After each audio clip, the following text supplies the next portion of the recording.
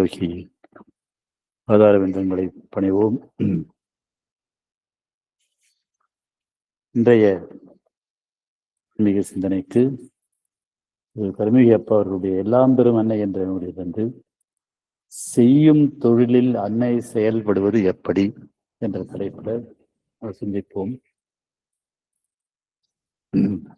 அன்னைக்கு பிரார்த்தனை செய்து பலனடைந்தவர்கள் பலர்.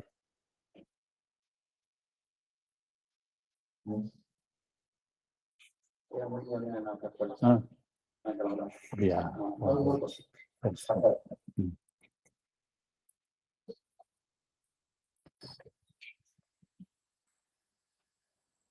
அன்னை அரவிந்தர் அன்னை யோகத்திற்கும் மற்ற யோகம் மரபு யோகம்னு சொல்ற யோகத்துக்கும் உள்ள அடிப்படையான வித்தியாசம் என்னன்னா, வாழ்வனைத்தும் யோகம். நம்ம வாழ்க்கையில நம்முடைய அன்றாட செயல்கள் எல்லாத்தையுமே யோகமாக்கணும், அதுதான் முக்கியம். அது அப்ப அந்த கண்ட்ரோல் நட்டத்துலதான் செய்யும் தொழிலில் அன்னையை செயல்பட வைக்கிறது. அப்போ அது யோகமா மாறி போகுது, அங்க அன்னையை செயல்பட வைக்கிறது.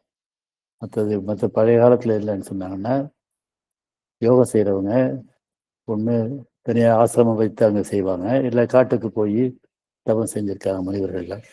அதை மாற்றி வாழ்க்கையே யோகமாக மாற்றணும்னு சொன்னவர் பரவேந்தர். அப்படி செய்யும்போது பிரார்த்தனை, நம்ம வாழ்க்கையில வர்ற பிரச்சனைகளுக்கு எல்லாம் அன்னைகிட்ட பிரார்த்தனை பண்ணா உடனே அதுக்கு இது கிடைக்கும். பிரார்த்தனை செய்து பலனடைந்தவர்கள் பலர். சிறிய பிரச்சனைகள் தீர்ந்தாலும் பிரச்சனைக்கு உரியவர்களுக்கு அது பெரும் வியப்பாக இருக்கும், மற்றவர்களுக்கு அது ஆச்சரியத்தை கொடுக்காது. காணாமல் போன மோதிரம் கிடைத்து விட்டால் தொலைத்தவருக்கு அது பலன் சந்தோஷம். ரொம்ப ஆச்சரியமான விஷயம். இங்க என்னுடைய மனைவியினுடைய மோதிரம் ஞாபகம் வச்சுக்கணும். மோதிரங்கிறது ரொம்ப சின்ன விஷயம்.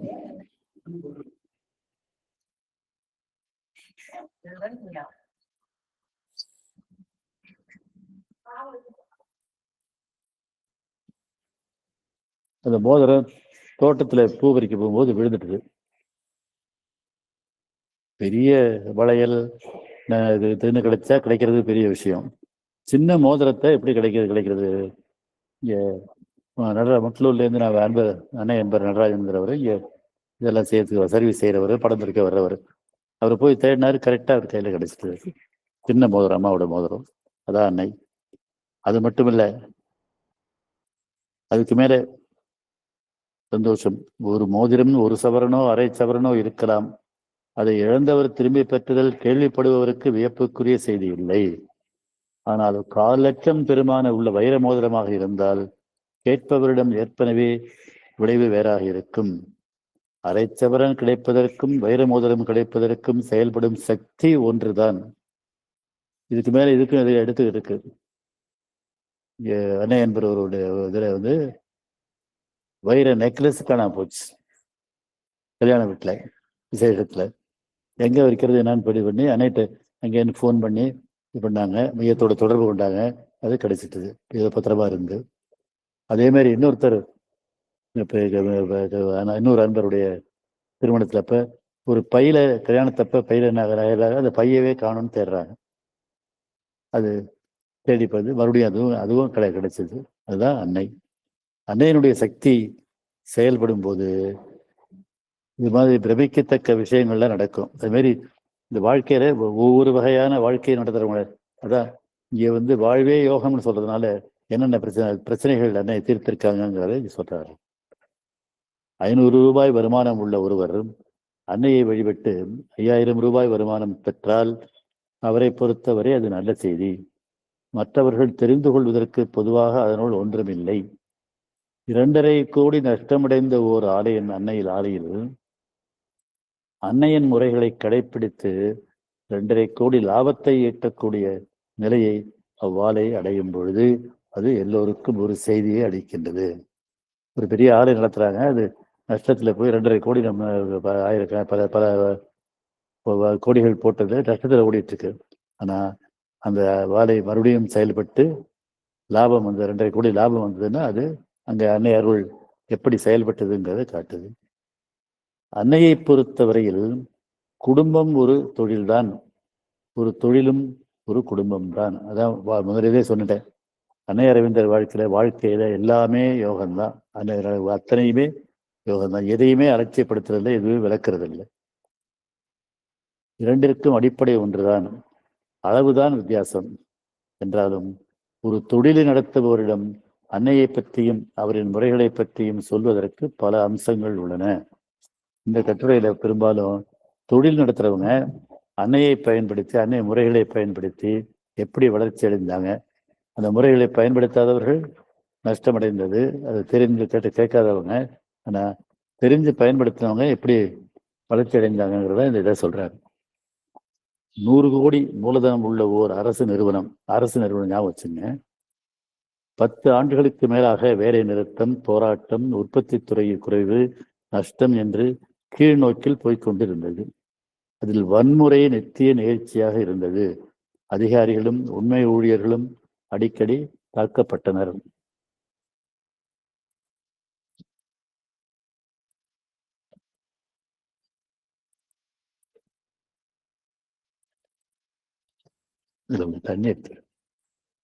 தண்ணி டம்ளர்ல தண்ணி.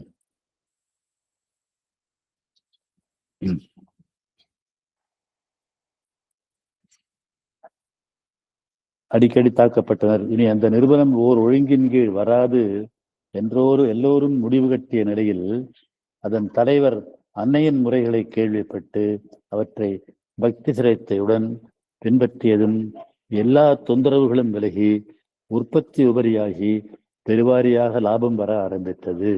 பல தேசிய விருதுகள் கிடைத்தன.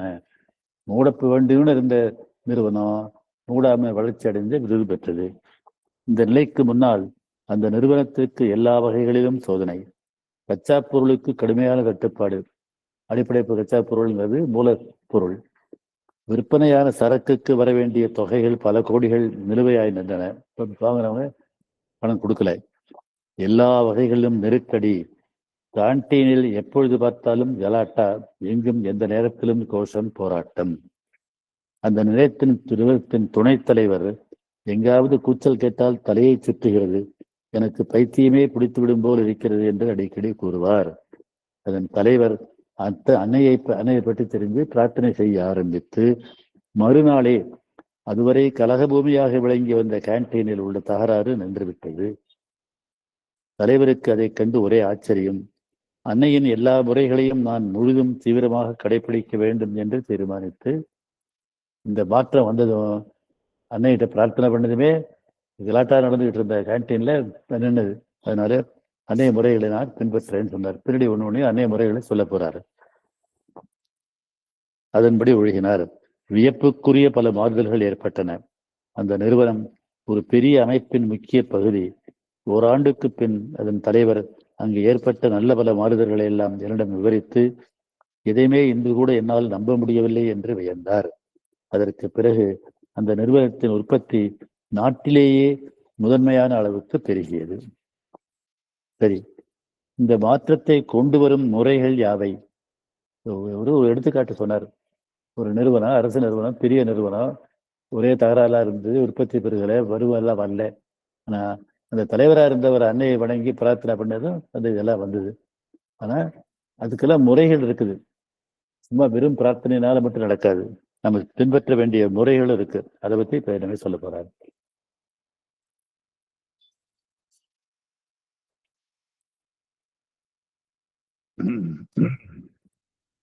அன்னையின் சக்தி என்னுடைய சிறு தொழிலில் சிறப்பாக செயல்பட நான் செய்ய வேண்டியது என்ன?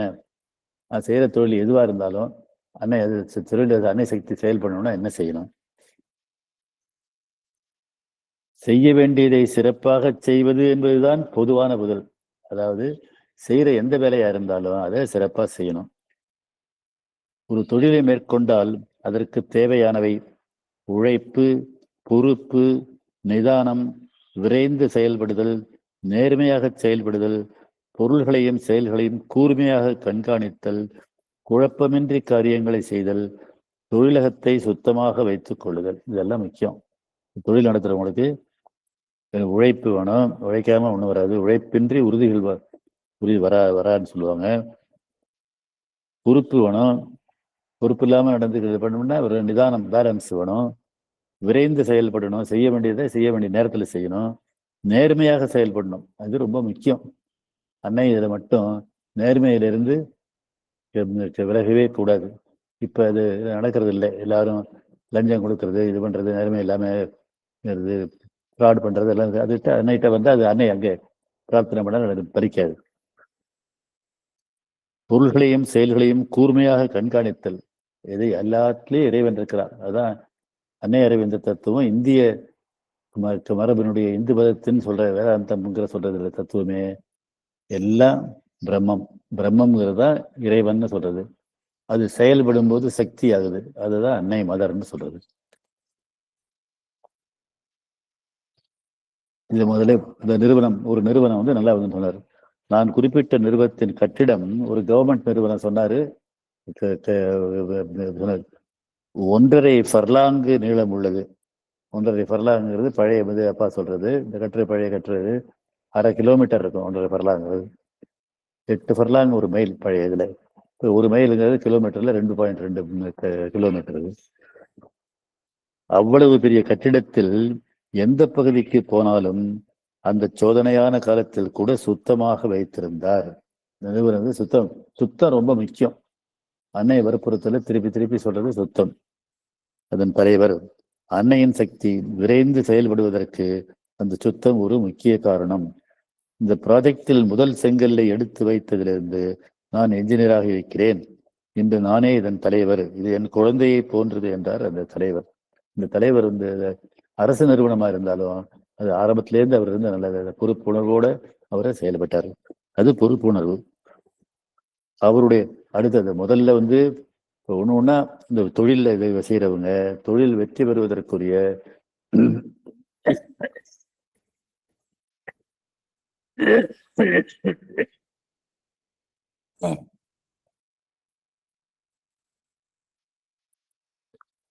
முக்கியமான இதெல்லாம் சொல்றாரு. முதல்ல சுத்தம் சொன்னாரு. அடுத்தது பொறுப்புணர்ச்சி, ரெஸ்பான்சிபிலிட்டின்னு நம்ம சொல்றது. பொறுப்புணர்ச்சி, எது நடந்தாலும் அதுக்கு நான் பொறுப்பேற்கிறேன்னு எழுதுகிறது. பொறுப்புணர்ச்சி, கடமை உணர்ச்சி, அந்த அரசு நிறுவனத்தை தம் சொந்த நிறுவனம் போல எண்ணம் உழைப்பாங்க. பொதுவா அரசு நிறுவனத்தில் இருக்கிறவங்க எல்லாம் வந்து ஏனாதாரான்னு இருப்பாங்க. அதுல அது பொறுப்புணர்ச்சி அப்படி இல்லாம இவர் பொறுப்புணர்ச்சியோட சொந்த நிறுவனமா தாமே அதுல வேலை பெய்கிற அதிகாரி மட்டும் நம்ம நினைக்காம தாமே தன்னுடைய சொந்த நிறுவனமா இருந்தா எப்படி செயல்படுவாரோ அப்படி செயல்பட்டார்னு அர்த்தம். எண்ணம் உழைப்பாங்க ஆகியவை அன்னை முழுமையாக செயல்பட மற்றொரு முக்கிய காரணம். அன்னையை பிரார்த்தனை பண்ணாலும் இந்த பொறுப்புணர்ச்சியெல்லாம் இருந்து ஒழுங்கு நேர்மை இதெல்லாம் இருந்தாதான் அன்னை செயல்படுவாங்க. இன்று கடை வீதிகளில் உள்ள கடைகள் மிகச் சுத்தமாகவும் அழகாகவும் அலங்கரிக்கப்பட்டு இருக்கின்றன. வியாபாரிகள் அவற்றின் அவசியத்தை உணர்ந்து விட்டார்கள். இன்னைக்கு பாக்குறோம் கடைகள் எல்லாம் நல்லா டெக்கரேட் பண்ணி சுத்தமா வச்சிருக்காங்க. ஆனால் ஒரு தொழிற்சாலைக்கு போனால் அந்த சுத்தத்தை காண முடியாது. அங்கு பொருள்கள் அலங்கோலமாகவும் கண்ட இடங்களில் சிதறி கிடப்பதையும் காணலாம். குப்பையா போட்டு வச்சிருப்பாங்க.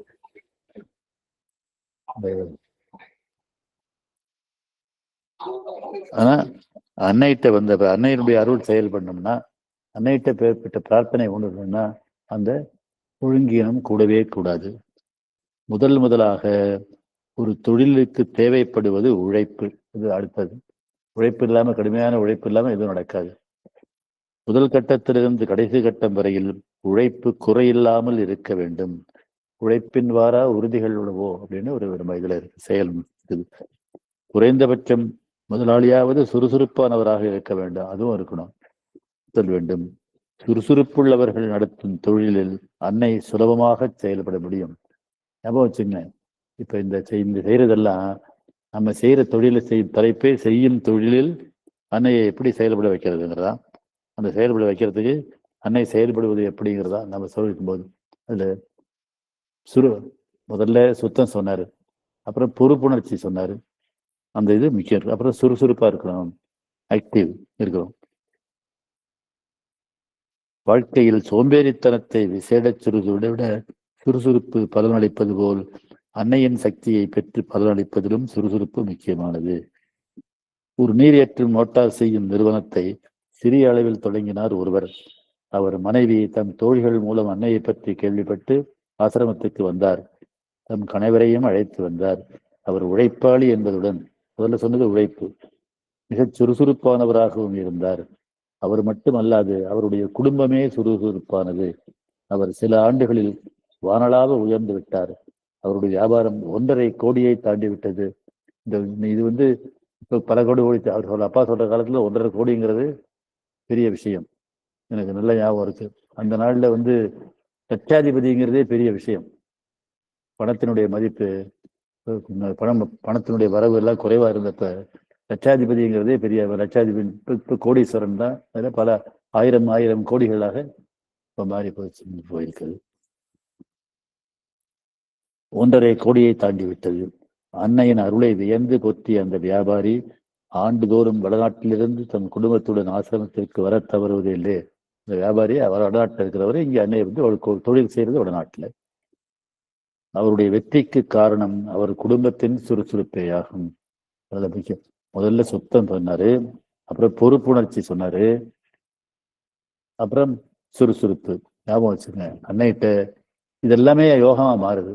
அங்க அன்னை சக்தி செயல்பட்டு அருள் வளர்ச்சிக்கு இடம் கொடுக்குது. தொழிலில் நுணுக்கம் உண்டு, டெக்னாலஜி.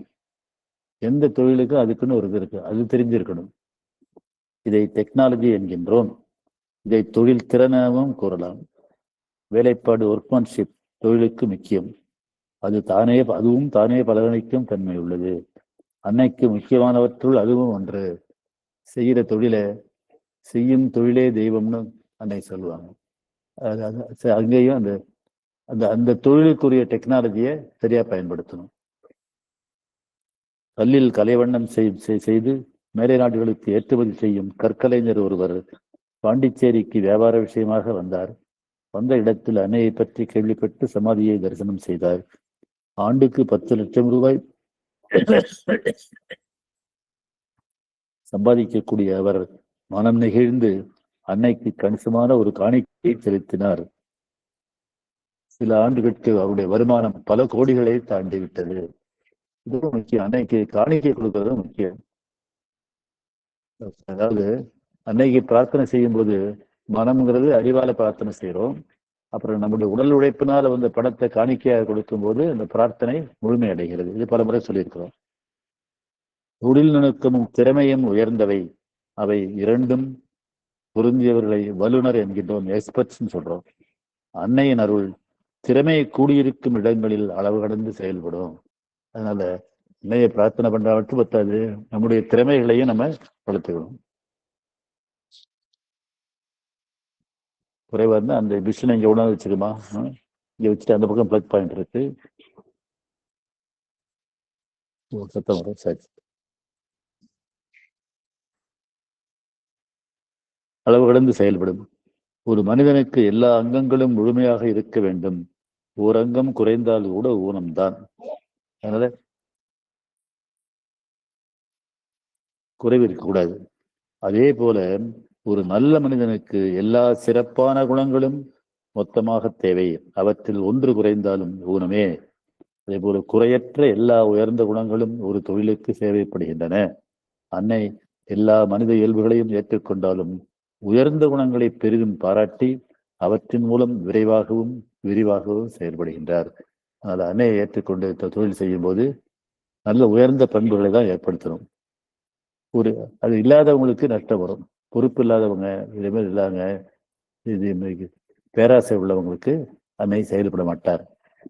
ஒரு இளம் பொறியாளர், இன்ஜினியர் சொந்தத்தில் தொழிலை தொடங்குவதற்கான தீவிரமான பல முயற்சிகளை மேற்கொண்டார். ஆனால் தோல்விகளைத்தான் சந்தித்தார். அவருடைய விடாமுயற்சி என்பால் ஈர்க்கப்பட்ட அவருடைய நண்பர் ஒருவர் அவருக்கு உதவ முன் ஒரு பெரிய தொழிலதிபரை நாடி அவருக்கு உதவி செய்யும்படி கேட்டுக்கொண்டார். அந்த தொழிலதிபர் 15 பெரிய தொழில்களை நடத்தி வந்தார். யாரையுமே அவர் கூட்டாக சேர்த்துக் கொள்ளவில்லை. கூடாது என்பது அவருடைய பார்ட்னரா, அவருடைய திட்டவட்டமான கொள்கை. அப்படிப்பட்டவர் அறிமுகம் செய்து வைக்கப்பட்ட பொறியாளரின் திறமையையும் தமக்கு அவரை அறிமுகம் செய்து வைத்த நண்பரின் தகுதியையும் கருதி 40 லட்சம் ரூபாய் மூலதனத்தில், இதுவும் பழைய காலத்து மூலதனம், இன்னைக்கு 40 லட்சம் எல்லாம் ஒண்ணுமே இல்லை, ஒரு புதிய தொழிலை தொடங்கி அதுல அந்த பொறியாளருக்கு கால் கூட்டு கொடுப்பதாகவும், பங்கு தொழில லாபத்துல கால் பங்கு 25%, லாபம் வரும் காலம் வரை சம்பளம் கொடுப்பதாகவும், தொழில் ஆரம்பிச்சு அவரை கூட்டாளியா சேர்த்துக்கிறேன், ஆனா அது வரை வியாபார தொழில் தொடங்கி லாபம் வர்ற வரைக்கும் சம்பளம் தரேன்னு சொன்னார். இதுவரை அந்த பொறியாளர் செய்த தொழில் முயற்சிகளால் ஏற்பட்ட கடனை கொடுப்பதாகவும் கூறினார். இப்படிப்பட்ட ஒரு அரிய வாய்ப்பை மகிழ்ச்சியுடன், ஆனா வந்தவனுக்கு பேராசை, பேராசைக்கு அன்னைகிட்ட இடமே இல்லை. அந்த இதை ஏத்துக்காம, ஆனால் இந்த பொறியாளர் எனக்கு கூட்டு வேண்டாம், சம்பளம் போதும், 5 ஆண்டுகள் சென்றாலும் அந்த முழு தொழிலையும் எனக்கே கொடுத்து விடுங்கிறார். அவர் முதல் போட்டு ஆரம்பிச்ச தொழிலை இவர்கிட்டே கொடுக்கணும்னு பேராசை, கொடுத்து விட வேண்டும் என்றார் என்று நிபந்தனை விதித்தார். அப்படியானால் அவருக்கு ஒருவர் முதலீடு செய்து ஒரு தொழிலை ஆரம்பித்து கொடுத்து விட்டு 5 ஆண்டுகளுக்கு பிறகு தலையில் துணியை போட்டுக்கொண்டு வெளியேறிவிட வேண்டும் என்பதுதானே பொருள். அதற்கு செய்வதற்கு யாருக்கு மனம் வரும்? உதவி செய்வாங்க, அவருக்கு வழி செய்வாங்க, பார்ட்னரா எடுத்துக்கலாம். ஆனா தொழிலையே படத்தை போட்டுட்டு தொழிலை அவர்கிட்ட கொடுன்னு சொன்னா நடக்கலை. இந்த தொழிலதிபர் கழுத்தை கொண்டு போனால் போதும் என்று முடிவுக்கு வந்து பேசாமல் எழுந்து போய்விட்டார்.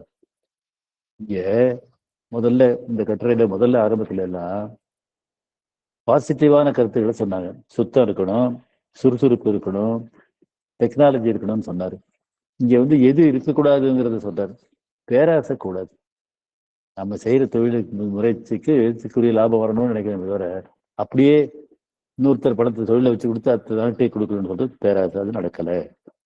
அந்த பொறியாளர் திறமையானவர் தான், சந்தேகம் இல்லை. ஆனால் பேராசை கொண்டவர். அதனால்தான் அவருடைய முயற்சிகள் வரிசையாக தோற்று கொண்டு வந்தன. எனவே தான் தொழிலில் வெற்றி காண்பதற்கு திறமை மட்டுமல்லாது உயர்ந்த குணங்களும் தேவைப்படுகின்றன. ஞாபகம் வச்சுங்க, அன்னைகிட்ட அன்னையை பயன்படுத்தி தொழில் செய்யும் போது உயர்ந்த பண்புகள் மட்டும்தான் இருந்தாகணும். பல முறை நான் சொல்லியிருக்கேன், இந்த அன்னை சிம்பிள்ல உள்வட்டம் அன்னையினுடைய 4 அம்சம்: மகேஸ்வரி, மகாகாளி, மகாலட்சுமி, மகா சரஸ்வதினு குறிக்குது. அன்னை பராசக்தியின் அவதாரம். வெளிவட்டம் எல்லாம் உயர்ந்த குணங்கள்: நன்மை, உண்மை, விடாமுயற்சி, நிதானம், இது போன்ற குணங்கள் எல்லாம். இந்த 12 குணங்களும் 12 குணங்கள் உயர்ந்த குணங்கள். அதை பவர்ஸ் ஆஃப் தி மதர்னு அப்ப பகவான் சொல்லுவார். 18 ஆண்டுகளுக்கு முன்னால் 100 ரூபாய் மாத வருமானம் உள்ள ஒரு இளைஞர் 5 லட்சம் பெருமானமிக்க ஒரு ஆலையில் பங்குகளை விற்பதாக கேள்விப்பட்டார். அவர் அந்த பங்குகளை வாங்க நினைத்தார். அதன் காரணமாக அந்த ஆலையின் நிலையை அறிய முற்பட்டார். அந்த ஆலையில் லாபம் பல ஆண்டுகள் ஆகின்றன என பலரும் கூறினார்கள். அந்த இளைஞர் ஒரு தீர்மானத்துடன் சென்று அதன் நிர்வாக இயக்குநரை சந்தித்து, நான் உங்கள் ஆலையில் 20,000 ரூபாய்க்கு பங்குகள் வாங்க நினைக்கின்றேன். ஆனால் இன்று ஆலை லாபகரமாக இயங்கவில்லை என்று அறிகின்றேன். என்னை நீங்கள் மேனேஜராக போட்டால் இந்த ஆலையை லாபகரமாக மாற்றி காட்டுகிறேன். ஒரு திறமை உள்ளவர் என்று என்றார். நிர்வாக இயக்குனர் அதற்கு சம்மதித்ததுடன் பங்குகளுக்குரிய லாபம், சம்பளம், உபரியாக வியாபாரத்தில் 10% பணம் ஆகிய எல்லாம் தருவதாக வாக்களித்தார். சரி, சரியா நடக்காம இருந்த தொழில் நடத்தி கொடுக்கறதுனால அவருக்கு சம்பளம் கொடுக்கறது இல்லாம லாபத்திலையும் பங்குதாரேன்னு சொன்னார். இளைஞர் முதலீடு செய்துவிட்டு மேனேஜர் பொறுப்பை ஏற்றுக்கொண்டார். ஒரே ஆண்டில் சில லட்சம் ரூபாய் லாபமாக கிடைத்தது. நிர்வாக இயக்குனர் வாக்களித்தது போல் அவருக்கு லாபத்தில் 10% அளிக்க முன் வந்தார். ஆனால் இளைஞர் 5% போதும் என்று சொல்லிவிட்டார். முதல்ல பேராசை உள்ள ஒருத்தர் இந்த தொழிலே கிடைக்காம போச்சு. நீங்க கவனமா கவனிக்கணும். முதல்ல கொடுத்த உதாரணத்துல அவரும் திறமையான இன்ஜினியர். அந்த திறமையான இன்ஜினியர் நீ லாபம், முதலாளி வேற ஒருத்தர் லாபம் போட்டு சொல்லிட்டு அந்த தொழிலையே தன்னிட்ட கொடுக்கணும்னு முதலையே கேட்டாரு. சம்பளம் கொடுத்த. ஆனா இந்த இன்ஜினியர் மூடி லாபத்து இல்லாம நடந்தது இந்த தொழில் இளைஞர் தொழிலை திறமையாக செய்து கொடுத்து லாபம் காட்டிய பின் லாபத்துல 5-10 பங்கு தரையானதை வேண்டான்னு சொல்லி 5% போதும்னு வாங்கிட்டாரா. அதான்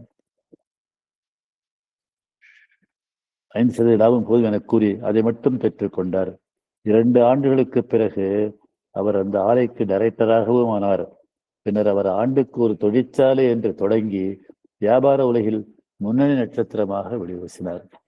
இவர் பேராசை இல்லாம நேர்மையாகவும் திறமையாகவும் இருந்தனால அதோடு அன்னை தொழில் அவர் தொழிலில் நல்ல வளர்ச்சி அடைந்தார். பேராசையை தவிர்க்க முடியாதது. முதலில் கூறிய இளம் பொறியாளர் அந்த பேராசையில் சிக்கி தன் எதிர்காலத்தையே இருளாக்கி கொண்டார். ஆனா அடுத்து வந்தவர் அப்படி எதிர்காலத்தை பின்னர் கூறிய இளைஞர் நிதானம், கட்டுப்பாடு, அதுவும் முறையாக தமக்கு கிடைத்த பணத்தை கூட வேண்டாம் என்று மறுக்கும் மனக்கட்டுப்பாடு ஆகிய உயர்ந்த குணங்களால் நாளுக்கு நாள் வளர்ந்து கொண்டே இருந்தார். அவர் வளர்ச்சி அடைந்தார். அதனால அன்னையை ஏற்றுக்கொண்டு தொழில் செய்யும் போது இந்த உயர்ந்த குணங்கள் எல்லாம் இருந்தாதான் அன்னை அங்கு அருள் செயல்படும். அதான் முக்கியம். உயர்ந்த குணங்கள் நிறைந்த அவரிடம் அன்னை பெருமளவில் செயல்பட்டதில் வியப்பு ஒன்றுமில்லை. அன்னையிட்ட செயல்படணும், அது குணங்கள் முக்கியம்.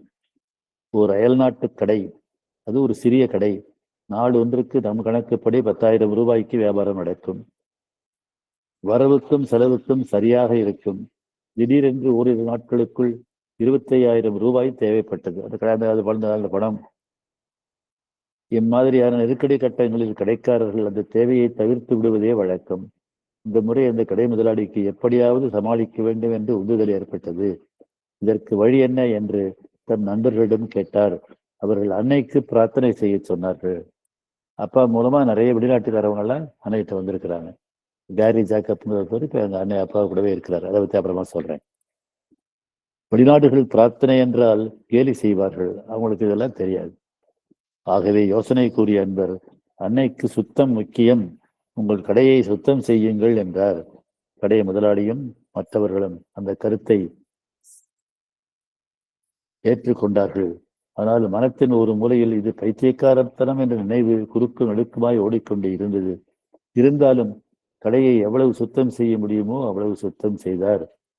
அன்று மாலை தபாலில் கடைக்காரருக்கு தேவைப்பட்ட ஒரு தொகை, குறிப்பாக அதே தொகை ஒரு வாடிக்கைக்காரரிடமிருந்து செக் மூலம் வந்தது. சுத்தம் செஞ்ச உடனேயே அவருக்கு பண தேவை இருந்தது, கஷ்டத்துல இருந்தாரு. அந்த கஷ்டம் தீர்ற மாதிரி ஒரு செக் வந்தது. அந்த வாடிக்கைக்காரர் அத்தனை சுலபமாக பணம் கொடுப்பவர் இல்லை. கொடுத்தாலும் பல தவணைகளில் தான் கொடுப்பார். அப்படிப்பட்டவர் இன்று மொத்த பணத்தையும் தாமே அனுப்பி வைத்திருக்கின்றார். இது எல்லோருக்கும் வியப்பை அளித்தது. அந்த கடையில் அனைவருக்கும் இப்பொழுது சுத்தத்தின் மகிமையையும் அன்னையின் அருளையும் புரிந்து கொண்டதோடு ஏற்றுக்கொள்ளவும் செய்தார்கள். ஞாபகம் வச்சுங்க, சுத்தமும் வேணும், சுத்தம் இருந்தாலே செயல்படும். அங்க அன்னையும் அருளும் சேர்ந்தா இன்னும் சிறப்பாக செயல்படும். ரூபாய் 7,000 முதலோடு தொழிற்சாலையை தொடங்கிய இளைஞர் ஒருவர் 10 ஆண்டுகளில் 10 லட்சம் புரளக்கூடிய அளவுக்கு உயர்ந்து விட்டார். இதெல்லாம் 20 வருஷத்துக்கு முன்ன உள்ள இருந்தது. இப்ப எல்லாம் 10 லட்சம் கோடிக்கணக்காக தான் வேண்டியிருக்கு. ஒரு கட்டத்தில் அவர் ஈடுபட்டு வந்த தொழிலில் ஒரு பெரிய நெருக்கடி ஏற்பட்டது. பலரும் தொழிற்சாலையை மூடிவிட்டார்கள். அந்த தொழில் அவர் பார தொழிற்சாலைகளாம் தொழிற்சாலையை மூடிவிட்டார்கள். அந்த கெட்டிக்கார இளைஞர் மட்டும் தம் தொழிற்சாலையை மூடாமல் திறந்து வைத்துக் கொண்டிருந்தார். ஆனால் உற்பத்தி இல்லை. கடன் ஏற்பட்டு விட்டது. 3 ஆண்டுகளுக்கு பிறகு கூட அவரால் கடனை அடைக்க முடியவில்லை. இந்த நிலையில் அவர் சமாதி தரிசனத்தில் செய்விட்டு போனார். அப்ப அன்னையை பற்றி தெரிஞ்சு அங்க ஆசிரமத்து சமாதியை தரிசித்து விட்டு போனார். அதிலிருந்து அவருக்கு நம்பிக்கை ஏற்பட்டு விட்டது. அவருடைய நிலையோடு ஒப்பிடும் பொழுது அவருக்கு ஏற்பட்டிருந்த கடன் அப்படி ஒன்றும் பெரிதில்லை. தொழிலை தொடர்ந்து நடத்த வேண்டும், அதுதான் அவருடைய பிடிவாதம். உற்பத்தி இல்லாமல் தூசி படிந்து கிடக்கும் இயந்திரங்களை வேலை நடக்கும் காலத்தில் துடைப்பது போல துடைக்க வேண்டும். சுத்தமான இடத்தில் அன்னையின் அருள் செயல் தங்கி நிற்கும் என்பதை ஒரு அன்னை பக்தர் சொன்னார். அதாவது தொழிற்சாலை வேலை செய்யல, வேலை செய்யாதுன்னா என்ன இருக்கும்? மிஷின்ல ஐட்லா கிடைக்குமா கிடைக்கு. வேலை செஞ்சுக்கிட்டு இருந்தா அன்னைக்கு தொழில் விடுவாங்க, ஆயில் போடுவாங்க. அப்பா தான் அந்த அன்னை என்பது அப்பா என்ன சொன்னாரு, நீ வேலை ஸ்கெலிட்டன் ஸ்டாஃப் இருக்காங்களான்னு கேட்டார். இது வேற ஒரு புத்தகம் இருக்கிறாங்கன்னு சொன்னார். அவங்கள வச்சுக்கிட்டு வேலை நடந்துகிட்டு இருந்தா எப்படி சுத்தமா வைப்பீங்களோ அந்த அளவுக்கு அந்த மிஷின்ல எல்லாம் சுத்தமா தொடச்சி வைங்கன்னு சொன்னார். தொடச்சி வச்சதுமே நடந்தது. நாள்தோடும் அவருடைய இயந்திரங்கள் சுத்தம் செய்யப்பட்டன. உடனே உற்பத்திக்கு தாக்கி வந்துவிட்டது. உடனே அவருக்கு ஆர்டர் கிடைச்சது. அவருடைய தொழிற்சாலையின் இயந்திரங்கள் இரவு பகலாக ஓட ஆரம்பித்தன. 6 மாதங்களில் கடன் அடைபட்டது. 3 வருடங்களில் அவருடைய வியாபாரம் 3 மடங்காக பெருகிவிட்டது. சுத்தமும் உழைப்பும் சேர்ந்து வந்த பலன்கள். அன்னையின் முறைகள் அநேகம். வாழ்க்கையில் பொதிந்து கிடக்கும் ஒவ்வொன்றை பற்றியும் அன்னை விளக்கமாக எழுதியிருக்கின்றார்கள். அன்னை எல்லாத்தையும் பற்றி எழுதியிருக்கிறாங்க. 17 வால்யூம் அன்னையினுடைய வால்யூம். அது இல்லாம அதுக்கப்புறம் அவருடைய அனுபவங்களை மதர்ஸ் அஜெண்டான்னு 13 வால்யூம். அவருடைய கட்டுரைகள் 17 வால்யூம்களாக பிரசுரிக்கப்பட்டிருக்கின்றன. அதே போல தொழிலை பற்றியும் நிறையவே எழுதியிருக்கின்றார் அன்னை. ஒரு தொழில் நடத்துபவர் அன்னையின் பக்தராக இருந்தால் அவர் தம் தொழிலில் அன்னையின் முறைகளை பின்பற்றி வெற்றி அடைய நினைத்தால் கீழ்கண்ட கருத்துக்கள் அவருக்கு மிகவும் பயன்படும். என்னென்ன அப்ப இங்க என்னென்ன மாதிரி இதெல்லாம் பண்ணுங்கிற பட்டியல சொல்றாரு. ஒண்ணு, தொழிலுக்கு தேவையான முழு உழைப்பை மனப்பூர்வமாகவும் மகிழ்வாகவும் அளித்தல் வேண்டும். கடனே செய்யக்கூடாது. முழு உழைப்பு, ஹார்ட் ஒர்க் வேணும். அதை சந்தோஷமா செய்யணும். மகிழ்ச்சி இருந்தா அங்க அன்னை இருப்பாங்க. ஏன்னா அன்னை ஆனந்தமயி. உங்களுக்கு எல்லாரும் அன்னை அன்பர்கள் எல்லாருக்கும் தெரியும். அன்னை மந்திரம் ஓம், இன்னைக்கு தியானத்துல போட்டோம் ஆரம்பத்துல, ஆனந்தமயி சைத்தன்யமயி சத்தியமயி பரமே. ஆனந்த வடிவந்தான் அன்னை. அன்றாட வரவு செலவு கணக்குகளை அன்றன்றே முடிக்க வேண்டும். நாளைக்கு என்று ஒத்தி போடக்கூடாது. இது அப்பா நிறைய இருக்கிறார். வரவு செலவு கணக்கு எழுதுறத அன்னைக்கு போடணும். இதுல நானும் என்னுடைய மனைவியும் இந்த வேலைக்கு வந்ததுல இருந்து, குடும்பம் வந்ததுல இருந்து ஓய்வு பெற்ற பிறகும் கூட நானும் தனியாக கணக்கு எழுதியிருப்பேன். மனைவியும் உடல்நலக்குறைவு இல்லாமல் இருந்தப்ப அன்னைக்கு அந்த கணக்குகளை ஒரு நோட்டில் பதிவு பண்ணுவோம். நிறைய பேர் செய்யறது இல்லை. நிறைய அன்பர்கள்ட்ட சொல்லி எடுத்தாலும் கூட அது அவங்க மனசுல அது பதியறது இல்லை. அன்றாட செலவுகளை செய்யறதில்லை. கடைகளில் செய்வாங்க, வியாபாரத்துல செய்வாங்க. ஆனா வீட்லயும் அதை செய்யணும். செஞ்சா அதுக்குரிய பலனும் உண்டு. நாளைக்கு என்று ஒத்தி போடக்கூடாது. தள்ளி போடுறது, ப்ரோக்ராஸ்டினேஷன். இதை பத்தி அன்னை ஒரு புத்தகம், அன்னையினுடைய அமரக்கதைகள் என்று ஒரு தொகுப்பு உண்டு. அன்னையினுடைய 17 வால்யூம்ஸ்ல பெரும்பாலானவை அவருடன் ஆசிரம அன்பர்கள் உரையாடி அவருக்கு அது அன்னை சொன்ன பதில்கள் தான். ஆனா அப்படி இல்லாம அவங்க எழுதின சில புத்தகங்கள் இருக்கு. அதுல ஆன் எஜுகேஷன் 3 வால்யூம் எழுதியிருக்காங்க. அது இல்லாம அமர கதைகள்னு டேல்ஸ் ஆஃப் லாங் அகோ அப்படிங்கிறதுல சின்ன சின்ன கதைகள். அந்த கதைகள் எல்லாம் தத்துவ கதைகள் தான். ஒரு நம்ம அடிக்கடி சொல்லிருக்கிறேன், நன்றி தேவதைகளின் மாநாடு நடந்தது. நன்றி, கிராட்டிடியூடு அல்லது நன்றிங்கிறது எவ்வளவு உயர்ந்ததுன்றதை பற்றி அப்ப ஒரு கதை. நிறைய ஒவ்வொரு குணத்துக்கும் உள்ள ஒரு தேவதைகள்லாம் இருந்தது. அது செல்வத்துக்குரிய எல்லாம் அழகா ட்ரெஸ் பண்ணிட்டு வந்திருந்தாங்க. ஒரு புதுசா ஒரு தேவதை வந்தது. அந்த தேவதை யாருன்னு கேட்டாக்கா எளிய வெள்ளை உடையில வந்திருந்தது. அது நான் நன்றின்னு சொல்லிச்சேன் அந்த தேவதை. வேற நன்றி கூடும்போது நம்ம வாழ்க்கையில வெற்றி கூடும் அப்படிங்கிறத அதை வற்புறுத்துக்காக அந்த கதை. அது மாதிரி இந்த பாத் ஆஃப் டுமாரோன்னு ஒரு கதை எழுதியிருக்காங்க. நாளை என்ற பாதைன்னு சொல்லி அது அப்படின்னு என்ன, வேலையை உடனே செய்ய வேண்டிய உடனே வேலை செய்யாம தள்ளி போடுறது. ஆங்கிலத்துல அதை ப்ரோக்ராஸ்டினேஷன் என்று சொல்லுவாங்க. தள்ளி போட்டாக்கா காரியங்கள்லாம் கெட்டு போகும். அது மாதிரி செய்யக்கூடாது. அதுல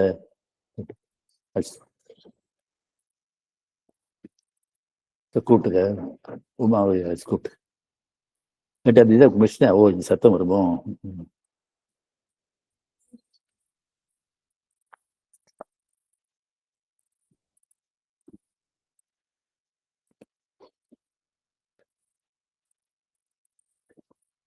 முழு உழைப்பையும் மனப்பூர்வமாகவும் அன்றாட வரவு கணக்குகளை அன்றன்றே எழுதி முடிக்க வேண்டும்.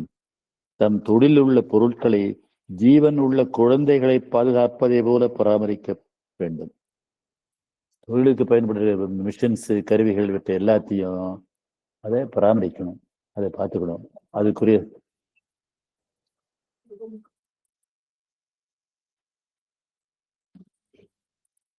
ஏன்னா எல்லா பொருள்களையும் இறைவன் இருக்கிறார். நம்ம இந்து மத தத்துவம் அரவிந்தத்தோட சர்வம் பிரம்மமயம் ஜெகத், ஜெகத்துல உள்ள அத்தனையுமே இறைவன் தான். அந்த இறைவனை நாம் அலட்சியப்படுத்தாம அந்தந்த பொருள்களையும் அதற்குரிய மரியாதையை கொடுக்கும்போது அதுக்கு அதனுடைய பலன் உண்டு. ஜீவனுள்ள குழந்தைகளாக பாதுகாப்பதை போல பராமரிக்க வேண்டும். நிறைய பேர் செய்வாங்க. அவங்க காரை அப்படி மெயின்டைன் பண்ணுவாங்க. சைக்கிள் வச்சுக்கவங்க சைக்கிளை சுத்தம் பண்ணி செய்வாங்க. அப்படி செய்யும் போது அதெல்லாம் என்ன, அதுல இருக்கிற பிரம்மம் வெளிப்பட்டு அதுக்குள்ள இருக்கிற இறைவன் வெளிப்பட்டு நமக்கு சேவை செய்யும்னு சொல்லுவாங்க. தொழில் முழு பொறுப்பையும் ரெஸ்பான்சிபிலிட்டி முழு மனத்தோடு ஏற்றுக்கொண்டு செயல்பட வேண்டும். சாதாரணமா நம்ம என்ன செய்வோம்னா, தொழில் செய்யும் போதோ ஒரு வேலை செய்யும் போதோ அதுல வர்ற குறைகளுக்கு மற்றவர்களை பொறுப்பு சொல்லுவதை தவிர நமக்கு பொறுப்பு இருக்குங்கிறத நம்ம மறந்துடுவோம். அப்படி செய்யக்கூடாது. நம்ம தான் பொறுப்பை ஏற்றுக்கணும். அப்ப அதுக்கு வந்து எல்லாத்துக்கும் நான் தான் அந்த பொறுப்பை எடுக்கிறது அன்னைக்கு முக்கியம். தொழிலின் மற்றவர்கள் கையாளும் நுணுக்கங்களை டெக்னாலஜி புறக்கணிக்காமல் கடைபிடிக்க வேண்டும். அதுக்குரிய தொழில் நுணுக்கங்கள் எல்லாவற்றையும் அதுக்கு ஒரு தொழில் நுணுக்கம் உண்டு. அதை கற்றுக்கிட்டு செய்யணும். அதை அலட்சியக்கூடாது. அதுவும் இந்த வாழ்வனத்தின் யோகத்துல அது அடங்கும். இன்னும் ஒருபடி மேலே போய் முன்னோடியாக இருக்க முயற்சி செய்வது. பயனீர்னு ஆங்கிலம் சொல்ல முன்னோடினா என்ன? மற்றவங்க செய்யாத புதிய முறைகளை பயன்படுத்துதல். அதான் முன்னோடிங்கிறது. எல்லாரும் அரைச்சமாவே அரைக்கிறதுன்னு சொல்லுவாங்க. செஞ்சதே செய்வாங்க. அது சில பேர் புதுசா செஞ்சு சொன்னா அதெல்லாம் நமக்கு வேண்டாம், புதுசா மாற்றி செய்ய சொல்லாது. புது யோஜனை கடையில வேலை செய்யறவங்களோ அல்லது தொழில வேலை செய்யறவங்களோ இந்த முறையை நான் செய்வோன்னு யாராவது எடுத்து சொன்னாங்கன்னா அதை ஏத்துக்க மாட்டாங்க. அப்படி இல்லாம புதிய முறைகளையும் நம்ம செய்ய தயாரா இருக்கணும். அதான் அதுக்கு பேர் தான் முன்னோடியா இருக்கிறது அந்த பயணியர். அவங்க ஆரம்பிச்சு அது மேல வந்தா மற்றவங்களை இவங்க முதல்ல ஒருத்தர் செய்யும் போது பார்த்தா மற்றவங்களும் வெற்றி பெற்ற பிறகு மற்றவர்களும் ஏற்றுக்கொள்வார்கள். புதிய முறைகள் தொழிலில் அமலுக்கு வந்தால் அவற்றை கடைபிடிக்க விரைவாக முன் வர வேண்டும். அதே மாதிரி நியூ சிஸ்டம்ஸ் வரும்போதும் அதை அந்த வந்தாலும் அதையும் எடுத்துக்கணும். உங்களுக்கு பல முறை இங்கே பேசும்போது சொல்லியிருக்கிறேன். இந்த இல்லை இது கம்ப்யூட்டர் வந்த புதுசுல இந்த சில தொழிற்சங்கத்துக்காரவங்களாம் அதை எதிர்த்தாங்க. அவங்க என்ன சொன்ன காரணம் சொன்னாங்கன்னா,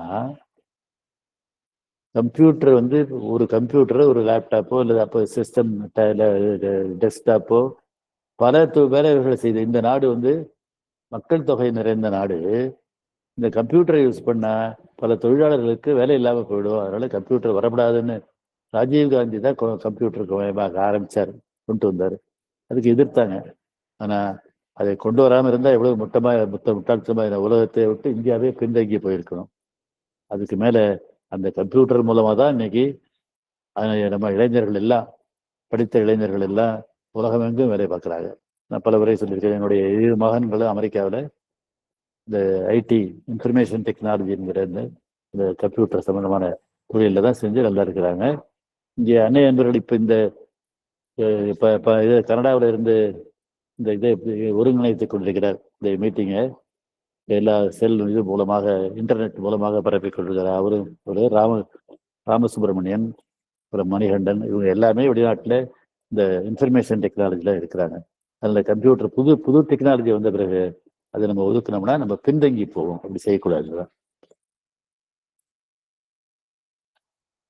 புதிய முறைகள் வந்தால் அமலுக்கு கொண்டு வர வேண்டும். தொழிற்சாலைகளில் இதை சுத்தத்துக்கு எடுத்துக்காட்டாக வைக்க வேண்டும். சீராகவும் முறையாகவும் பொருள்களை வைக்க வேண்டும். ஆர்டர்லினஸ் ஆர்கனைசேஷன் இதையும் அன்னை வற்புறுத்துவாங்க. ஆசிரமத்துல எல்லா இடத்துலையும் வந்து எல்லாத்தையும் அடுக்கி வைக்கணும் எல்லாரும் சொல்லுவாங்க. அது அன்னையுடைய இதை வரும். இவங்க ஒரு டிபார்ட்மெண்ட்டுக்கு போறதா அன்னை வரான்னு சொன்னாங்க. அன்னை சுத்தமா இருக்குன்னு சொல்லுவாங்கன்னு சொல்லிட்டு அவசரமா இருக்கிற பொருட்கள் எல்லாம் எடுத்து ஒரு அலமாரியில் கபோர்டில் போட்டு மூடி வச்சாங்களாம். அன்னை நேராக போய் அதை திறந்து பார்த்து ஏன் இப்படி அடைச்சி வச்சிருக்கேன்னு கேட்டாங்களாம். அதனால அது ஆர்டர்லினஸ் அரேஞ்ச்மெண்ட்ன்றது முக்கியம். அதுவும் அங்கேயும் அன்னை இது செயல்படுகிறது. அப்புறம் தனிந்த குரலில் பேசுவது அவசியம். நிறைய பேர் சத்தம் போட்டு பேசுவாங்க, படாபடியா பேசுவாங்க. அப்படி இல்லாம யாருக்கு பேசுறோமோ பக்கத்துல இருக்கிறாங்க அவங்ககிட்ட பேசுறதுக்கு அவங்களுக்கு காதில் கேட்குற அளவுக்கு பேசும். இப்போ 40 பேர் இருக்கிற வகுப்புல கிளாஸ் எடுக்கணும்னா ஒரு மாதிரி குறைந்த அளவு பேசணும். 100 பேர் இருந்தாங்கன்னா இன்னும் அதுக்கு குரலை உயர்த்தி பேசணும். இப்போ 4-5 பேர் தான் இருக்காங்க. நான் வந்து இங்கே அண்ணாமலை பல்கலைக்கழகத்தில் மொழியியல் பேராசிரியராக இருந்தேன். மொழியியல் எம்ஏ படிக்கிறவங்க வந்து நண்பர்கள் 5, 6, 7, 8, 10 பேர் தான் இருப்பாங்க. நான் அவங்களுக்கு வந்து சத்தம் போட்டு பேச வேண்டிய அவசியம் இல்லை. அந்த கிளாஸில் அவங்களுக்கு கேட்குற அளவுக்கு பேசினா போதும். அதே ஆங்கிலம் நான் டிகிரி பட்டம் படிக்கும் பொழுது ஆங்கில பேராசிரியர்கள் இந்த ஆங்கில வகுப்பில் எல்லா பிரான்ச்சிலையும் உள்ளவங்க தான் அந்த அவங்க மாணவர்களாக வருவாங்க. எக்கனாமிக்ஸு, வரலாறு, இதுக்கு இந்த தமிழை படித்தவங்க, இந்த சயின்ஸு எல்லாருமே அங்கே ஆங்கில வகுப்பு பொது வகுப்புகளாக இருக்கும், காமன் கிளாஸ். அப்போ அவர் வந்து சத்தம் போட்டு தான் பேசி ஆகணும். அதுக்கு தகுந்தாப்புல செய்யணும். அப்படி இல்லாமல் தேவையில்லாத இடத்துல தனிவார குரலில் பேசணும். அங்கேயும் அன்னை இருக்கிறாங்க. அந்த அடக்கத்தை காட்டுது. அதெல்லாம் விட கடைசியில முக்கியமா மனச்சாட்சிக்கு விரோதமான காரியங்களை செய்யக்கூடாது. அது முக்கியமான ஒண்ணு.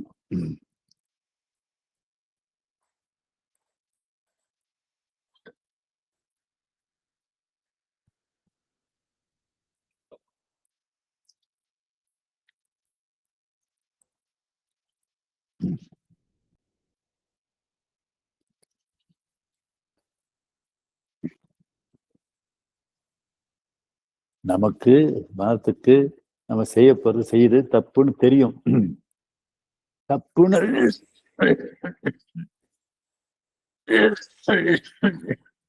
தெரிஞ்ச காரியத்தை செய்யவே கூடாது. தன்னஞ்சறிவது பொய்யற்க, பொய்த்தபின் தன்னஞ்சே தன்னை சுடும். திருவள்ளுவர். நமக்கு தப்புன்னு தெரியறத பொய்யா செய்யாதுன்னு சொல்ற. அதுதான் இது.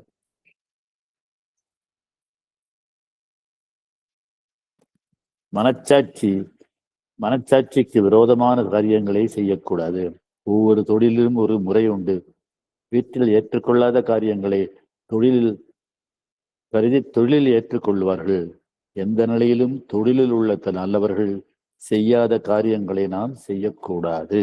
தப்பான காரியங்களை, ஏமாத்துறது, பொய் சொல்றது, விலைய தேவைக்கு மேல ஏற்றி வைக்கிறது, பல மடங்கு ஏற்றி வைக்கிறது அதிக லாபத்துக்காக, இதெல்லாம் செய்யவே கூடாது. அதாவது அன்னையை பின்பற்றி செய்யணும்னு சொன்னா செய்யக்கூடாது. அன்னையை அங்க அன்னை செயல்பட்டு வளர்ச்சி, அன்னை செயல்பட்டால், அன்னையை பிரார்த்தித்து தொழில் செய்தால் தொழில் பல மடங்கு வளர்ச்சி அடையும். ஆனா அங்க இந்த மனச்சாட்சிக்கு விரோதமான பொய்யான காரியங்களை செஞ்சா அங்கே அன்னை செயல்பட மாட்டார்கள்.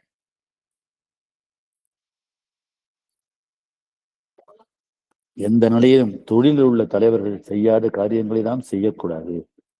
தொழிலில் உள்ள மனச்சாட்சி தனிநபரின் மனச்சாட்சியை போல துல்லியமாக இருக்காது என்றாலும் தொழிலில் உள்ள மனச்சாட்சியை மதித்து நடக்க வேண்டும். கணக்கு எழுதும், தவறாமல் கணக்கு எழுதும் எந்த வியாபாரத்திலும் பணத்தட்டுப்பாடு இருக்காது. கணக்கு எழுதினா தட்டுப்பாடு இருக்காது. ஒரு தொழிலில் பண நெருக்கடி ஏற்பட்டால் அங்கு கணக்கு பாக்கியாக இருக்கின்றது என்ற பொருள். பணம் கரெக்டா வரவு செலவு கணக்கு எழுதிட்டு இருந்தா பண தட்டுப்பாடு வராது. பாக்கியுள்ள கணக்கை எழுதி முடித்து விட்டால் மறுநாளே பணத்தட்டுப்பாடு தீர்ந்துவிடும். அன்னை செயல்பட இந்த ஒழுங்கு மிக மிக அவசியம். இப்ப சொல்றது எல்லாமே தொழில் செய்யறவங்க நிறைய பேர் செய்யறாங்க. அவங்கலாம் எல்லாரும் அன்னை என்பர்கள் இல்லை. அன்னை என்பர்கள் அன்னையையும் அங்க ஒரு பார்ட்னர் ஆயிடுறாங்க. அதான் விஷயம். அன்னையை வணங்கி அன்னை என்பராக தொழில் செய்யும் பொழுது அவங்க அன்னை செயல்படணும்னு சொன்னா அப்ப அங்க கணக்கு எழுதுறது முக்கியம். பொய் கூடாது, ஏமாற்றுவது கூடாது, மனச்சாட்சிக்கு விரோதமானதை செய்யக்கூடாது. உழைப்பு, பொறுப்பு, கவனம், அட்டென்ஷன், கணக்கு, நுணுக்கம், டெக்னாலஜி, முறைகள், நியமம், சுத்தம், தனிந்த பேச்சு, இதெல்லாம் குணங்கள். சுத்தமா இருக்கணும், தனிந்த பேச்சு, மனச்சாட்சிக்கு கட்டுப்பட்டு செயற்படுதல் ஆகியவை வாழ்க்கையில் எவருக்கும் வெற்றி அளிக்கும். தொழிலில் மந்தப்போக்குள்ள ஒருவர் அன்னையை ஏற்றுக்கொண்டு மேற்சொன்னவற்றில் ஏதாவது ஒரு அம்சத்தை முழுமையாக கடைபிடித்தால் கூட தொழில் சிறப்பாக மாறிவிடும். சுத்தத்தையோ சுறுசுறுப்பா செய்யறதையோ பேராசையின்மையையோ முறையாக இருக்கிறதையோ ஆர்டர்லினஸ், இதுல எதை செஞ்சாலும் மனச்சாட்சிக்கு விரோதம் இல்லாமல் செயல்படுது. இதுல எதை ஏற்றுக்கொண்டாலுமே தொழில் சண்டா மாறிடுகிறார். அதான் அன்னை அங்கே செயல்படுவார்கள். தொழில் சிறப்பாக மாறிவிடும். மேற்சொன்ன எல்லா அம்சங்களையுமே முழுமையாக கடைபிடிக்க முயல்வது சிறந்த லட்சியம். எல்லாத்தையும் செய்யணும். சுத்தம், அதுல இருந்து பொறுப்பு, இருந்து சுறுசுறுப்பு, ஆர்டர்லினஸ், அத்தனையும் செய்யணும். இன்னும் சிறந்தா இருக்கும். லட்சிய தொழிலதிபராக தம்மை உருவாக்கி கொள்ளும் பொழுது ஒருவர் வரலாற்றை படைப்பவராகவும் ஆகின்றார். இங்க பல முறை நான் சொல்லியிருக்கிறேன். டாடா கம்பெனிஸ் பத்தி. ஜாம்ஷெட்ஜி டாட்டா போன செஞ்சுரியில ஆரம்பிச்சது, வெள்ளக்காரங்க இருக்கும்போதே ஆரம்பிச்சது உருக்கு கம்பெனி ஜாம்ஷெட்பூர்ல. அப்புறம் பல இதுலையும் செஞ்சாங்க. இந்தியா பூரா பல தொழில்கள், உப்பு முதற்கொண்டு வருது. என்ன எனக்கு என்ன பொருள்கள் ஞாபகம், உபயோகிக்கிற பொருள்கள் எல்லாவற்றையுமே அவங்க மூலமா வருது. தேயிலை ஒரு முறை இதுல இருந்து உடுமலைப்பேட்டையில இருந்து மூணாருக்கு போறது மைல் கணக்குல தேயிலை தோட்டங்கள், Tata estates, Tata tea estates வச்சிருக்காங்க. அத்தனையிலையும் அவங்க நேர்மையாக செயல்பட்டாங்க. அதனுடைய தலைவராக இருந்த ரத்தன் டாட்டாங்கிறவர் வீட்டில் இருந்தார். அவர் அவர் பெயர் தவறான நிறைய தொழிலதிபர்களை பற்றி அவர் அரசியல்வாதிகள் சப்போர்ட்ல ஊழல் செய்கிறாரு, அது பண்றாரு, நிறைய கொள்ளடிக்கிறாரு, அப்படிலாம் வருது. டாட்டாவை பற்றி எதுவுமே வந்ததே இல்லை. அவர் பற்றி அப்படித்தான் அது மாதிரி செய்கிறாங்க, செயல்படுவார்.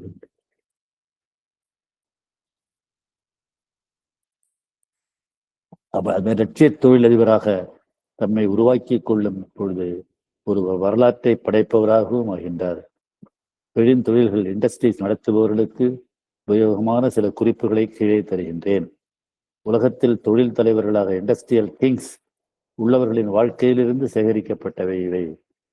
ஒரு முக்கியமான பலமுறை சொல்லியிருக்கிறேன். அப்பா ஒரு இண்டஸ்ட்ரியல் பிசினஸ் கன்சல்டன்ட். அவர் பேர் சொல்லாமலே அப்பாவுடைய இந்த இது அப்பா ஆரம்பிச்சது மதர் சர்வீஸ் சொசைட்டி. அது மூலமாக தான் இந்த நூல்கள்லாம் வருது. அதனுடைய துணைத் தலைவராக கேரி ஜாக்கப் இருக்கிறார். இந்த நம்ம தியான மையத்தை 1992 ஆரம்பிச்சப்ப அவர் தலைமையில அப்பா அனுப்பிச்சிருந்தார். அவர் இந்த தொழிலை பற்றி vital corporation, vital difference, executive ஓடிசின்னு 3 புக்கு எழுதியிருக்கிறாரு.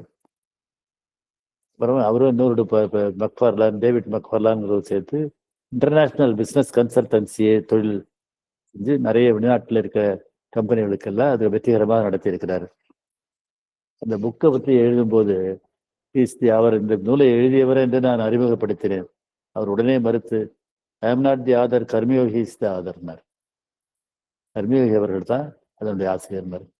அன்னை பெயரை சொல்லாமலே அன்னையை கருத்துக்களை உள்ளே பொதித்து அப்ப அவருக்கு கற்றுக் கொடுத்து அவர் வெளிநாட்டிலே செஞ்சுட்டு இருந்தார். அந்த அவருடைய வைட்டல் கார்பரேஷனுங்கிற புக்கும் தமிழில் இப்போ இது மதர் சர்வீஸ் சொசைட்டி மூலமா ஜீவனுள்ள ஸ்தாபனம் என்ற பெயரில் வந்திருக்கின்றது.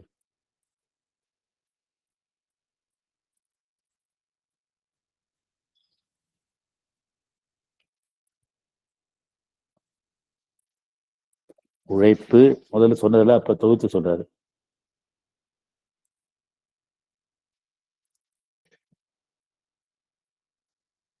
உழைப்பு முதல்ல சொன்னது, பொறுப்பு, கவனம், கணக்கு, நுணுக்கம், டெக்னாலஜி, முறைகள், நியமம், சுத்தம், தனிந்த பேச்சு, மனச்சாட்சிக்கு கட்டுப்பட்டு செயல்படுதல் ஆகியவை வாழ்க்கையில் எவருக்கும் வெற்றி அளிக்கும். இவைகளெல்லாம் நிச்சயமாக வெற்றி அளிக்கும். தொழில் மந்தப்போக்குள்ள ஒருவர் அன்னையை ஏற்றுக்கொண்டு கீழே சொன்னவற்றில் ஏதாவது ஒரு அம்சத்தை முழுமையாக கடைபிடித்தாலும் தொழில் சிறப்பாக மாறிவிடும். மேற்சொன்ன எல்லா அம்சங்களையுமே முழுமையாக கடைபிடிக்க முயல்வது சிறந்த லட்சியமாகும். ஏன் இதெல்லாம் எழுதுறாருன்னா, நம்ம நாட்டில் ஒரு தவறான இது இருக்குது. தொழில் செய்யறவங்க எல்லா தப்புகளும் செய்யலாங்கிற மாதிரி. வியாபாரத்துல நிறைய கடைக்காரவங்க பேசுவாங்க, வியாபாரத்துல பொய் சொல்லாம இருக்க முடியுமா அப்படின்னு சொல்லுவாங்க. இல்லை, பொய் சொன்னாக்க சில சமயம் லாபம் வரைக்கும், சில சமயம் நஷ்டம் வரைக்கும், சில சமயம் அடியோடு போகவும் செய்யும். அன்னையை ஏற்றுக்கொண்டு செய்யும் பொழுது அங்கே பொய்க்கு வேலையே இல்லை. இந்த பலமுறை நம்ம நிறைய கட்டுரைகளையும் பார்த்திருக்கிறோம். இலட்சிய தொழிலதிபருக்காக தம்மை உருவாக்கி கொள்ளும் பொழுது ஒருவர் வரலாற்றை படைப்பவராகவும் ஆகின்றார். நான் சொன்ன மாதிரி டாடா இந்தியாவில் தொழிலில் வரலாறு படைத்தவர் டாடா குடும்பத்தினர். பெருந்தொழில்களை நடத்துபவர்களுக்கு உபயோகமான சில குறிப்புகளை கீழே தருகின்றேன். உலகத்தின் தொழில் தலைவர்களாக உள்ளவர்களின் வாழ்க்கையிலிருந்து சேகரிக்கப்பட்டவை இவை. தொழில் சம்பந்தமாக ஒருவரை சந்தித்து பேசும் பொழுது ஆர்வமாகவும் கவனமாகவும் அவர் சொல்வதை கேட்க வேண்டும். லிசனிங்னு சொல்லுவாங்க. ஒருத்தர் கூப்பிட்டு இப்போ பிசினஸுக்காக இதை பேசுறோம்னா அதை கவனிக்கணும். எல்லாரும் மனித சுபாவம் என்னன்னா, அவங்க சொல்றதை கவனிக்காம தான் கருத்துக்களை வலியுறுத்துறது, அவங்கள மீறி பேசுறது, அப்படி செய்யக்கூடாது. கவனிக்க வேண்டும். அவருடைய சொந்த விஷயங்களை தெரிந்து கொள்ள முயலக்கூடாது. அவர் வந்திருக்கிறது தொழிலுக்காக வந்திருக்கிறாரு தவிர அவர் பர்சனல் லைஃப் என்னங்கிறது நமக்கு தேவையில்லை. வங்கியோடு தொடர்பு கொண்டுள்ளவர்கள் வங்கி அதிகாரிகளை சந்திக்கும் முன் அவர்கள் என்னென்ன தஸ்தாவேஜுகளை கேட்பார்களோ, ரெக்கார்ட்ஸ், எந்த புள்ளி விவரங்களை எதிர்பார்ப்பார்களோ அவற்றை எல்லாம் முன்கூட்டியே தயார் செய்து கொண்டு போக வேண்டும். இதான் நான் சொன்னேன் இல்லையா, அப்பா ஒரு பிசினஸ் கன்சல்டன்ட், தொழில் முனைவோர் போல தொழில் ஊக்கம் செய்கிற உதவி செய்கிற ஒரு மாதிரி சொல்கிறார். நம் மனத்தில் எழும் எண்ணங்களை வெளியிடாமல் இருக்க பழகி கொள்ள வேண்டும். டக்குன்னு கருத்து சொல்லுவோம், ஒப்பீனியன் சொல்றதுன்னு சொல்றது அப்படி சொல்ல வேண்டாம். மனத்தை வச்சுக்கிட்டு அதை பற்றி யோசிக்கணும். சைலண்ட் வில், அது அப்ப மௌனத்தில் விளையும் மனோசக்தின்னு புஷ்பாஞ்சலிங்கிற நூல்ல ஒரு கட்டுரை இருக்கார். தம்முடைய நிறுவனத்திற்கு மேனேஜர், அக்கௌண்டன்ட் போன்ற பதவிகளுக்கு நபர்களை நியமிக்கும் இன்டர்வியூ கொடுக்கும் பொழுது அவர்களுடைய முக்கியமில்லாத சிறிய செயல்களை கூர்ந்து கவனித்து குறித்து கொள்ள வேண்டும். அவர்கிட்ட என்னென்ன வீக்னஸ் இருக்கு என்னங்கிறதை கவனிக்கணும். ஆர்டர்கள் தேவைப்படும் பொழுதோ, ஒரு பெரும் தொகையை எதிர்பார்த்தோ, மற்றவர்களை சந்திக்கும் பொழுதும் அச்சம், கவலை, படபடப்பு போன்றவை இயல்பாக எழும். அத்தகைய சந்தர்ப்பங்களில் யாரை பார்க்கின்றோம், பிரச்சனை எவ்வளவு பெரியது என்பதை போன்ற நினைவுகளை ஒதுக்கி வைத்துவிட்டு நான் இந்த வேலைக்காக வந்திருக்கின்றேன் என்பதை மட்டும் மனதில் கொண்டு வேலையை கவனித்தால் கவலையும் படபடப்பும் பயமும் விலகும். பொறுப்பேற்ற வேலை சிறப்பாக நடக்கும். இது நிதானம், நிதானத்தோடு இருக்கணும். அவசரமோ பயமோ கவலையோ இல்லாம எப்பொழுதும் நிதானத்தோடு இருக்கணுங்கிறது காட்டுது.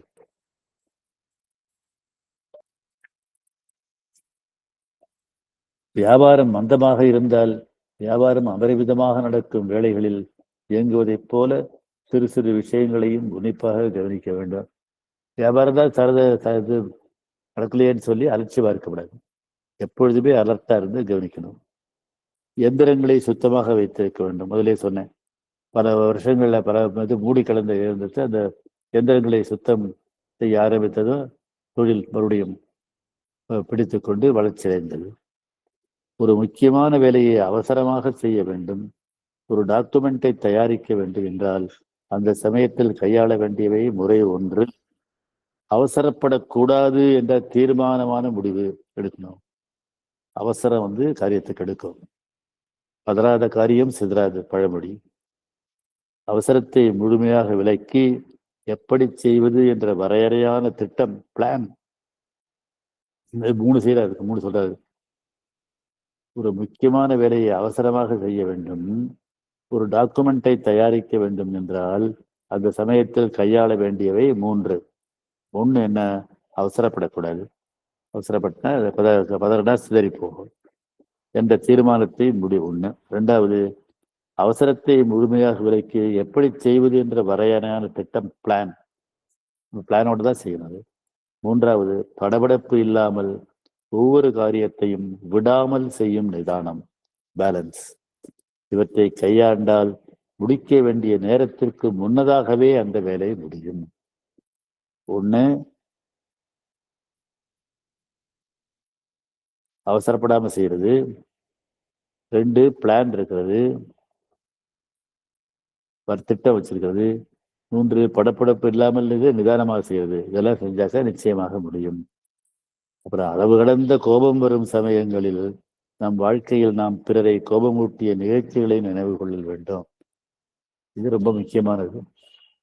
வேலை செய்யற இடத்துல தொழில் செஞ்சாலும் சரி, இன்னொரு இடத்துல வேலை செஞ்சாலும் சரி, கோபம் வந்தா காரியம் கெட்டுப்படும். அங்கே பல முறை சொல்லியிருக்கிறேன். விவேகானந்தர் ஒருத்தர் நியாயமான கோபம், ஜஸ்ட் ஆங்கர் தானலாம், சிரிச்சாரா அவரு. கோபமே நியாயமில்லை என்பது நியாயமான கோபம்னு எப்படி இருக்கும் பல பேட்டியில் சொல்லியிருக்காங்க. கோபமே வரக்கூடாது. அதுவும் அந்த அமைதியான பண்பும் வாழ்க்கையில தொழில வெற்றிக்கு முக்கியம். பேரம் பேசும் சந்தர்ப்பம் வந்தால் எதிராளியின் சௌகரியங்களையும் தேவைகளையும் ஆராய்ந்து பார்த்து பேசும் பழக்கத்தை மேற்கொள்ளுதல் நலம். அப்பா பேரம் பேசாதேன்னே சொல்லிருக்கிறாரு. நம்பிக்கையை வைத்துக்கிட்டு சொல்றாரு. அதே மாதிரி எதிராளிகிட்ட சில விஷயங்கள் செஞ்சாக வேண்டியிருக்கலாம். அப்ப அவருக்கு புரிய பொழுது ஒத்து வர மாதிரி நல்ல குணத்தோட செய்யணுங்கிறாரு. எதிராளியின் அவருடைய நம்ம சௌரியத்தை கவனிக்காம அவர் சௌரியத்தை கவனிக்கிறது. தேவைகளையும் ஆராய்ந்து பார்த்து பேசும் பழக்கத்தை மேற்கொள்ள வேண்டும். தொழில் சிறப்பானது, அதில் அன்னையை செயல்பட வைக்கும் நெறிகளும் வழிகளும் மிக மிக சிறப்பானவை. இப்ப சொன்னதெல்லாம் அன்னை தொழில் செய்யும் பொழுது அன்னையை எப்படி செயல்படுத்துவது என்று கூறிய வழிமுறைகள். நிச்சயமாக தொழில் அது வெற்றி பெறும். மா